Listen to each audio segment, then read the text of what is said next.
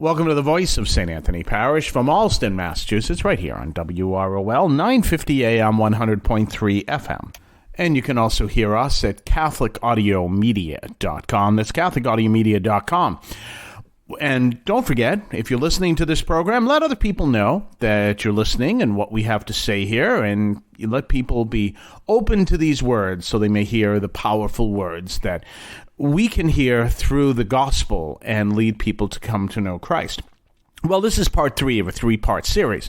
So what you will see is a lot of people are promoting the Sacred Heart devotion during the month of June.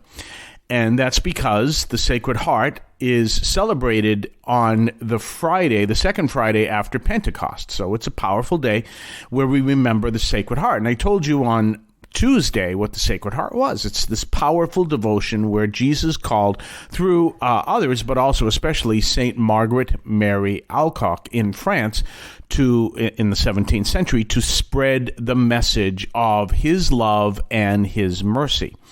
So that's part of this, and that's a wonderful thing that people are doing it. And one of the things I said is you see people doing this who are doing it during what the secular world calls Pride Month. And I explained yesterday where all that came from. But we have a duty to spread the message of the gospel to all. The Lord is not going to say to you at the end of your life, did you live a good life? He's going to say to you, did you bear fruit? And so everything we do needs to bear fruit as much as we can. I mean, not everything we do will bear fruit, but as much as we can, we want it to bear fruit. So therefore, our actions must bear fruit. Therefore, if we are promoting the Sacred Heart devotion during this month, that's a wonderful thing, providing we're doing it correctly. Now, one of the reasons why I brought up this particular message at this time is about 3 years ago. It was the June prior to Pride Month. There was a bishop, also a New England bishop, and one of the things that he said is he put out a tweet, and this actually inspired me to write an article and to preach.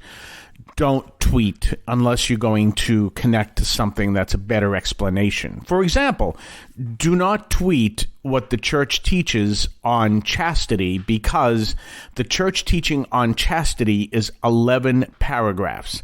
And if you tweet it out, you can't do it adequately unless you're going to tweet 11 paragraphs. And you're not going to do that. It is 11 paragraphs. So anyway, he put out the simple tweet, and the tweet was simply to remind his parishioners in his diocese that they were not to go to pride celebrations because they are immoral. Well, naturally, there was a great pushback. As a matter of fact, I think the number was 46,000. Now, I didn't know anything about this until it became a page 1 story. And a lot of people were angry over this. They got so angry that the pushback was so strong that he didn't retract the tweet, but he basically said, look, I didn't mean to offend people, and therefore everyone have a good day. So it wasn't exactly a retraction, but it wasn't a promotion. It was kind of like, let's go an oblique level here. Now, I know where he's coming from, but this is one of the things that I really struggle with, and that is, and Bishop Dorfler says it in his powerful letter on how to minister people who are in the, as he calls, the same-sex attracted community and transgender. He very powerful. He says, you know what? Just citing rules doesn't help anyone. And he really says what we're called to do, which is the great thing about the Sacred Heart devotion. We're called to teach people to encounter Christ. That's what he says. It all begins there, because if you go back and look at Jesus' ministry, that's what he did. He allowed people to encounter him. They would come to him and encounter him. And remember, there's an interesting thing that I found. It's an article of mine, too, that was stated by St. Augustine and later was quoted by St. Thomas Aquinas. And it was, in light of the question, why didn't Jesus write down any answers to the questions people had? Why didn't he have a secretary write everything down? And the answer was simple, and they cited the end of the Gospel of John, which said Jesus did so many things that there wouldn't be enough books in the world to hold all that. And his message, both of them, Thomas Aquinas and St. Augustine, their message was that simply Jesus did not want his words set in stone. Remember, we're Catholics, and we work with the evangelicals, wonderful people we work with. In light of that, we have Christian tradition, we have our Catholic tradition, and we have what St. Augustine says, a growing understanding of the teaching of Christ. That's why he said what Jesus said, or what St. John said at that last line, is not so much there was a specific room that wouldn't hold enough information, but that we were growing in our understanding of what Jesus said. So we have to teach people, in the Sacred Heart Devotion, a wonderful way to do it, to have that encounter with Christ. That's where it begins.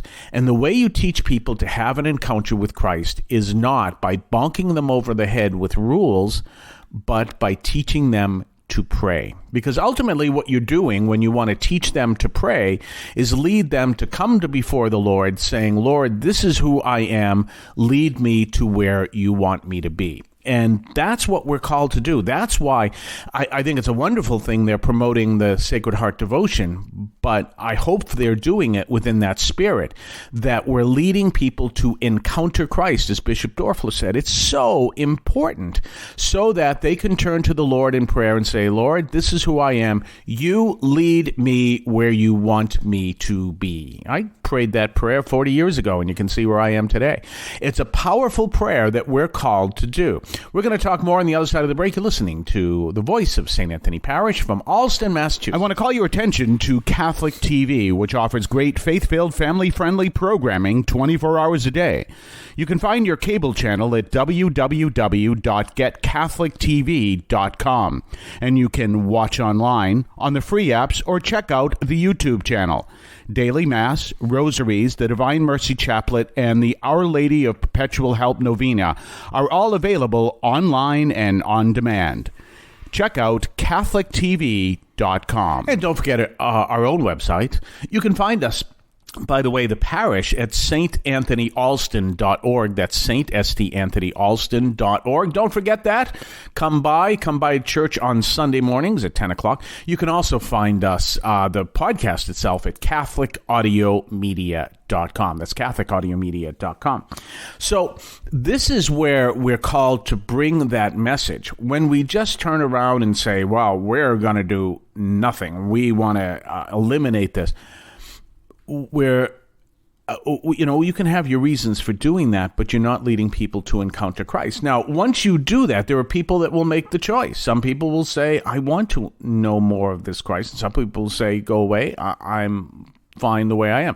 That's their choice. That is their choice. There's nothing you can do about that. But what you can do is you can do what you can to say, this is who Christ is. And be careful of saying, in order to encounter Christ, you have to be X, Y, Z kind of person. No. In order to encounter Christ, you need to encounter Christ, go before the Lord and say, Lord, lead me to where you're calling me. And so I think this Sacred Heart Devotion, promoting it during this month, is a wonderful thing. As a matter of fact, what I want to do in the church is I want to find a way to move the Sacred Heart statue onto the altar.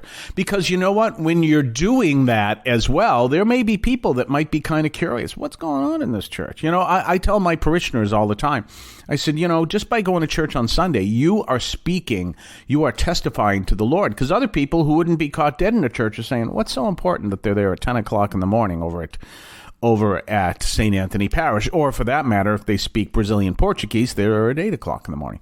Do you see what I'm saying? It is a way of saying there's something here. And so we are there to invite people to literally lead people to Christ. That's what the apostles did. Yes, the apostles taught, and they especially taught after Pentecost, but their first move was leading people to Christ. Come meet this Jesus. And literally that's in the Bible in several places where the other apostles went to meet him. Come meet this guy Jesus. We think we found the Messiah. This guy is really something. Come meet him. And so I think it's wonderful that we're doing the Sacred Heart Devotion. I think it's wonderful. I just want to warn, don't do the right thing for the wrong reason. And that is, we're going to do this so that people will look over here and not over there. No, that's the right thing for the wrong reason. We're going to do this so that people may come to know that God's love is literally, God's heart is literally, Jesus, on fire for the love that he wants to share. Because remember something. This is something a lot of people, when a lot of people say we should teach more about judgment. Well, I do my things on judgment. And let me tell you something. When you stand before the Lord, you're going to have to account for the fruit you bear. And so if everything's going to be, I did what I could, like the Pharisee. I did this, that, and the other thing, and I didn't care about anybody else, and I made sure anyone who didn't match what I felt should happen would be cast out, and I did that, and that was wonderful.